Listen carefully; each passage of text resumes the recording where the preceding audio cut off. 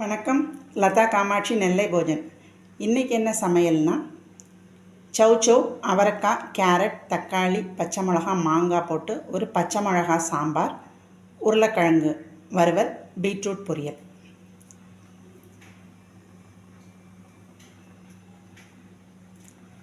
எல்லா காயும் கட் பண்ணிவிட்டு எப்படி செய்கிறதுன்னு ஒவ்வொன்றா பார்ப்போம். இப்போ உருளைக்கிழங்கு வறுவல், ஒரு 5 உருளைக்கிழங்கு இப்படி கட் பண்ணி வச்சுருக்கேன்.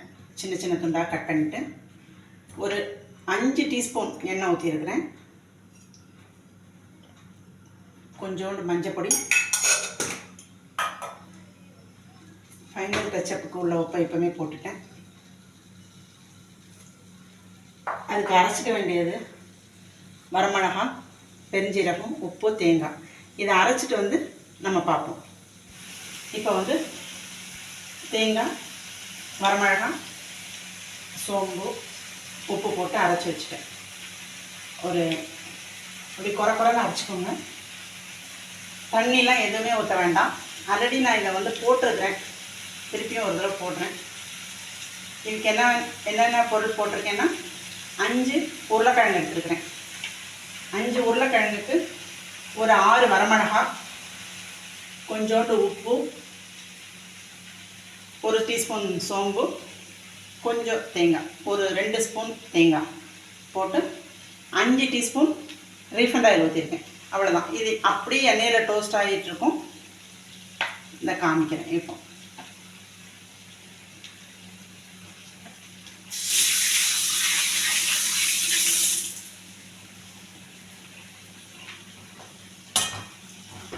அப்படியே எண்ணெயில் அப்படியே டோஸ்ட் ஆகிட்டு வந்துட்டுருக்கோம். இது நல்ல டோஸ்ட். அவ்வளோதான். இதை அப்படியே பரட்டிகிட்டே இருக்க வேண்டியதான். பரட்டிகிட்டே இருந்தால் நல்லா டோஸ்ட் ஆகிட்டு வந்துருக்கும். தண்ணி எதுவுமே தேவையில்லை. ஆனால் ஒரு 5 ஸ்பூன், 5 உருளைக்கிழங்குக்கு 5 டேபிள் ஸ்பூன் ஆயில் ஊற்றிருக்கேன். 6 வரமிளகா, 1 டீஸ்பூன் உப்பு, ஃபைனல் டச்சப்புக்கு கொஞ்சோண்டு உப்பு, மஞ்சள் பொடி, சோம்பு, தேங்காய் 2 டீஸ்பூன். அவ்வளோதான். இதை அப்படியே போட்டு பரட்டி எடுத்துகிட்டு நம்ம கடைசியில் காமிக்கிறேன் நான் உங்கள்கிட்ட. அடுத்து பீட்ரூட் பொரியல். பீட்ரூட் பொரியலுக்கு நான் பீட்ரூட் நறுக்கிட்டேன். ஒரு 3 பீஸ் உங்கள்கிட்ட நறுக்கி காமிக்கிறேன். இது சின்ன சின்ன ஸ்லைஸாக லென்த்தியாக போட்டிங்கன்னா பார்க்க அழகாக இருக்கும். கட்டிங்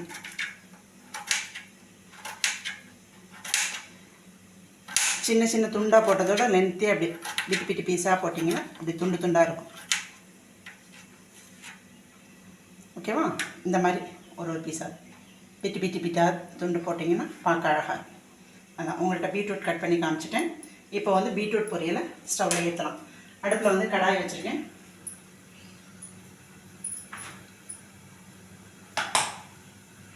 அதில் 2 ஸ்பூன் தேங்காய் எண்ணெய் ஊற்றுங்க. தேங்காய் எண்ணெய் நல்லாயிருக்கும். தேங்காய் எண்ணெய் 2 ஸ்பூன்.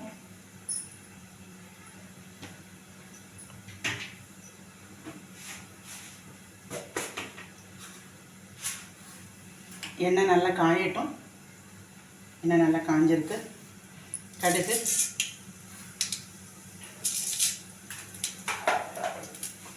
நான் ஜீரக பொடி போட்டதுனால வெறும் கடுகு, கருவேப்பிலை போட்டேன். கடுகு நல்லா பொரியுது.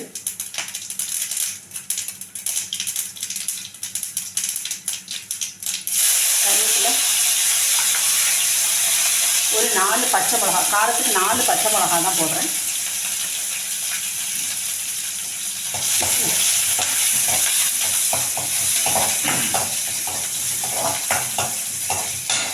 பாசி பருப்பை நான் ஊற வைக்கலை, அப்படி போடுறேன். ஏன்னா கொஞ்சம் தண்ணி ஆட் பண்ணுறேன் பீட்ரூட்டுக்கு. அதனால் இது வெந்துடும். பாசி பருப்பு ஊற வச்சு போட்டிங்கன்னா பாசி பருப்பு குழஞ்சி போயிடும். அதனால் உங்களுக்கு குலைவா வேணும்னா ஊற வச்சு போட்டுக்கோங்க. இதில் அப்படி போட்டால் பாசி பருப்பு தெரியும். அதனால் பாசி பருப்பு, பீட்ரூட் 1/4 கிலோ பீட்ரூட்,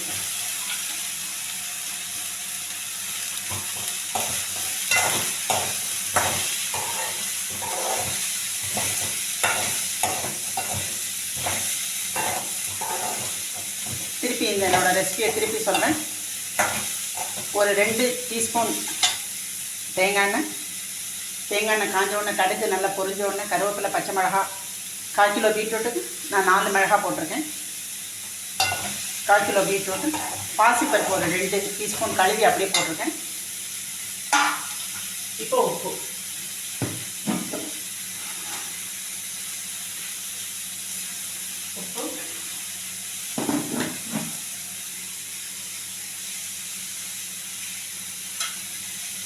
தண்ணி கொஞ்சம் ஆட் பண்ணி, ஏன்னா பீட்ரூட்டும் வெந்துடும், பாசிப்பருப்பும் வெந்துடும். அவ்வளோதான். இதுக்கு அப்படியே தேங்காய் பூவும் ஜீரகம் நுணுக்கி வச்சுருக்கேன், அதையும் நான் போட்டுட்டு மொத்தமாக உங்கள்கிட்ட காமிக்கிறேன். இது வெந்த உடனே இதுக்கு மேலே தேங்காய் பூ ஜீரகம் நுணுக்கி வச்சுருக்கிறேன், ஜீரகப்பொடி, இதை ரெண்டையும் போட்டு இறக்கிட்டு கடைசியாக காமிக்கிறேன். பீட்ரூட் பொரியல் வந்து நல்லா வெந்துருச்சு, பார்த்தீங்களா? நல்லா வெந்துருது. இது வந்து நம்ம பாசிப்பருப்பை ஊற வச்சு போட்டால் ரொம்ப குழஞ்சிரும். இப்போ வந்து பாசிப்பருப்பு நமக்கு நல்லா தெரியுது. அவ்வளோதான், பீட்ரூட் பொரியல் ரெடி ஆகிட்டு. இந்த ஸ்டேஜில் நான் ஜீரக பொடியை கொஞ்சம் போட்டுட்டு, தேங்காய் பூ கொஞ்சம் பொரியலுக்கு கூட கொஞ்சம் கொடுங்க, நல்லாயிருக்கும். உங்களுக்கு பிடிச்சதுன்னா போட்டுக்கோங்க, பிடிக்கலன்னா எவ்வளோ தேவையோ அதை போட்டுக்கோங்க. அப்படி மேல் டாப்பில் அப்படி போட்டு விட்டுட்டிங்கன்னா பொரியலுக்கு நல்லாயிருக்கும், தேங்காய் பூ அதிகமாக போட்டால்.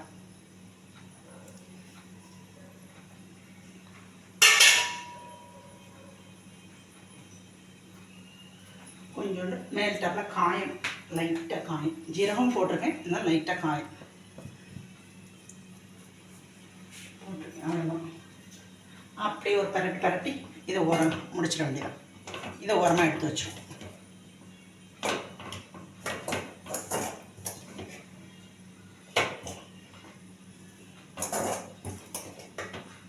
தேங்காய் பூ பார்க்க தான் தெரியும், நிறையா இருக்க மாதிரி தெரியும், காயோடு கரட்டும் போது சரியாக இருக்கும். உங்கள் விருப்பம் தான், தேங்காய் பூ குறைச்சி போட்டாலும் குறைச்சி போட்டுக்கலாம், கூடி போட்டாலும் கூடி போட்டுக்கலாம். சரியா? ஓகே, நெக்ஸ்ட்டு இதை அப்படியே இறக்கி வச்சுட்டு இப்போ வந்து அடுத்து சாம்பாருக்கு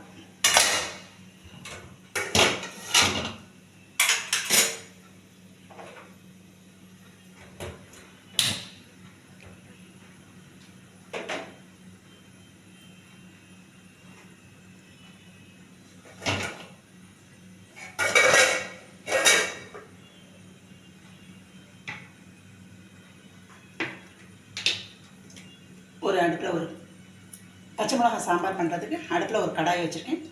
1 ஸ்பூன் நல்லெண்ணெய்,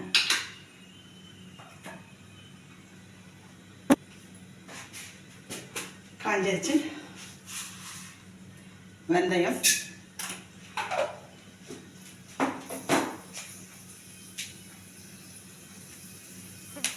வெந்தயம் பொரியுது, பச்சை மிளகாய், தக்காளி,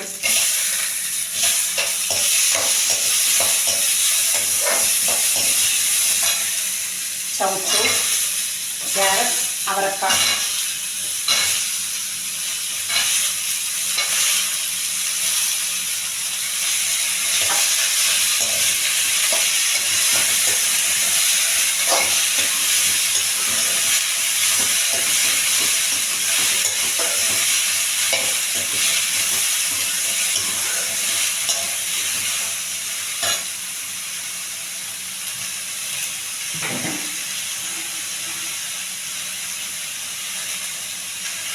உப்பு,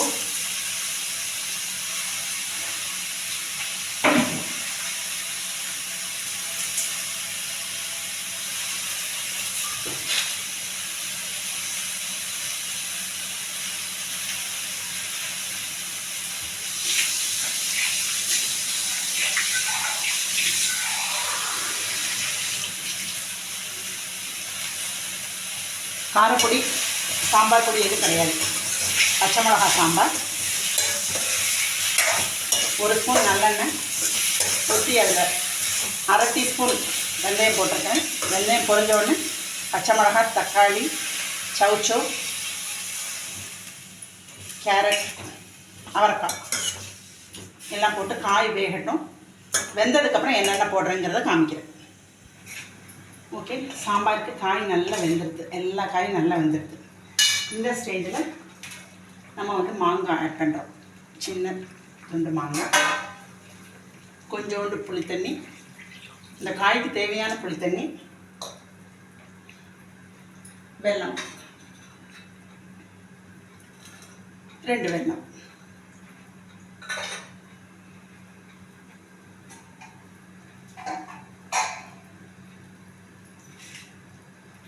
இப்போ நான் வந்து ஒரு மண் பாத்திரத்தில் இந்த கரண்டிக்கு ஒரு கரண்டி துவரம்பருப்பும் ஒரு கரண்டி பாசிப்பருப்பு போட்டு நல்ல மஞ்சள் பொடி, கட்டிக்காயம், விளக்கெண்ணெய் போட்டு நல்லா வேக வச்சு வச்சுருக்கேன். இப்போ இந்த காய் கொஞ்சம் நல்லா கொதிச்சோன்னே அடுத்து என்ன பண்ணுறோங்கிறத நான் காமிக்கிறேன். இப்போ வந்து புளித்தண்ணி, மாங்காய் எல்லாம் போட்டு அந்த புளியோட பச்சை ஸ்மெல்லாம் போயிடுது. இந்த ஸ்டேஜில் அப்படியே நம்ம வந்து இதை கீழே இறக்கிடுவோம். கீழே இறக்கிட்டு மண் பாத்திரத்தை மேலே ஏற்றிட்டு கை வச்சுக்குவோம். அப்படியே இதில் கொஞ்சம் கொஞ்சமாக ஊற்றி விட்டுருவோம். அவ்வளோதான்.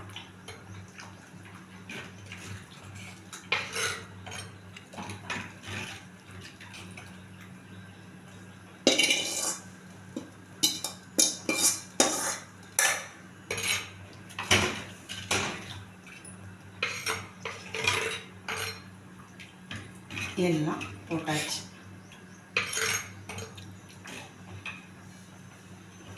இப்போ இதில் நெய்யில் வந்து ஜீரகம் தாளித்து ஊற்றுவோம்.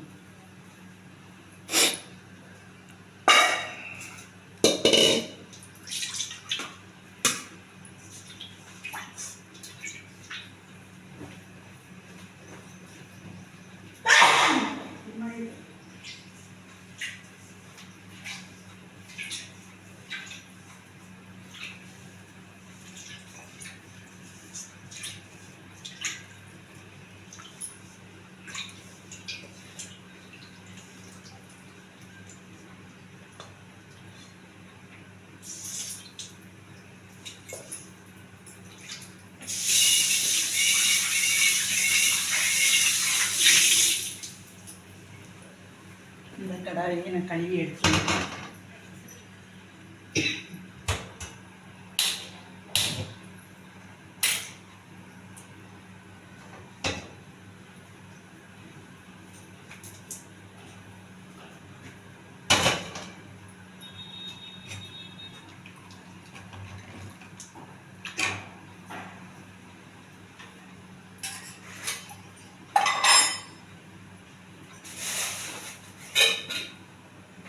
கடாய் கொஞ்சம் சூடாகும். சூடானோன்னு இப்போ எப்போதும் சொல்கிற மாதிரி தான் சாம்பாருக்கு ஆல்ரெடி உப்பு போட்டாச்சு. இப்போ ஃபைனல் டச்சப்புக்கு அவ்வளோதான். இனிமேல் உப்பே பார்க்க வேண்டாம், சாம்பார் கரெக்டாக இருக்கும். அப்படியே எடுத்து பரிமாற வேண்டியதான்.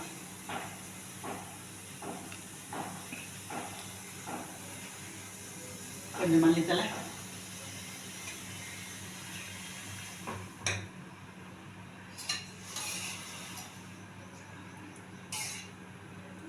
ரெண்டு ஸ்பூன் நெய் போட்டிருக்கேன்.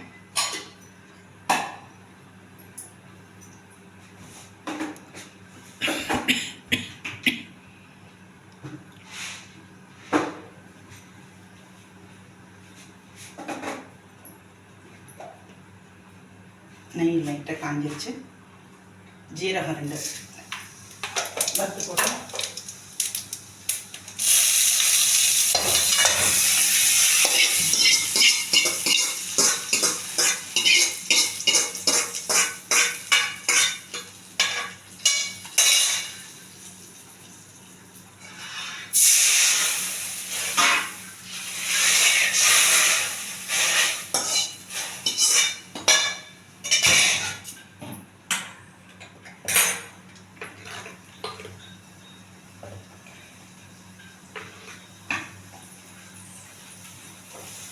கொஞ்சம் இது ஆகும்.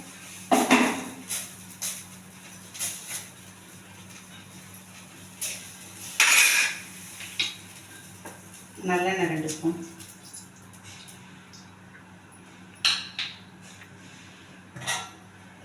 நல்லெண்ணெய்,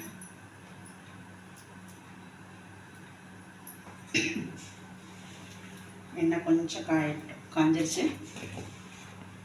சாம்பாரில் இன்னும் கொஞ்சம் தண்ணி ஊற்றலாம். நெக்ஸ்ட் இதில் ஊற்றி விட்டுருவோம்.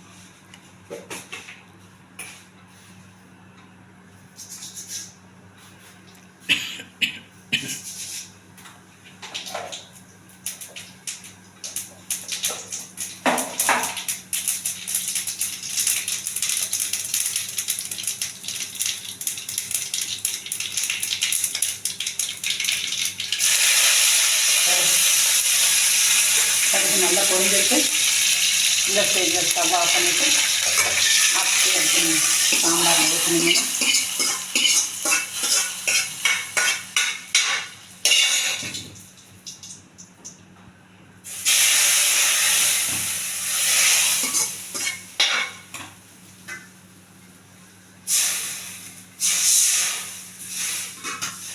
கொஞ்சோண்டு தண்ணி ஊற்றிக்கோங்க.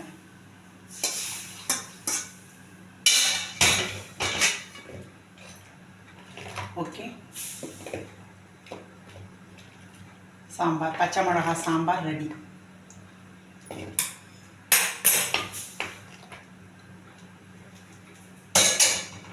இப்போ இந்த ஸ்டேஜில் கொஞ்சம் லைட்டாக நெய் தடை போட்டுட்டு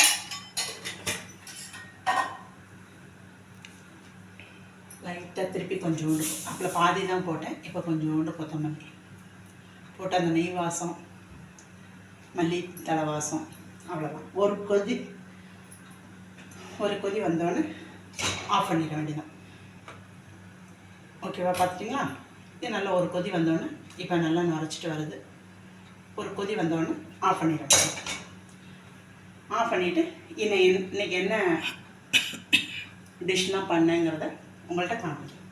ஓகே, இப்போ நம்ம ரெடியான டிஷ் எவ்வளோத்தையும் பார்ப்போமா? நெல்லை ஸ்பெஷல் ஒயிட் ரைஸ், கட்டிப்பருப்பு, நெய், பீட்ரூட் பொரியல், உருளைக்கிழங்கு வறுவல், மண் பாத்திரத்தில் பச்சை மிளகா சாம்பார். White rice,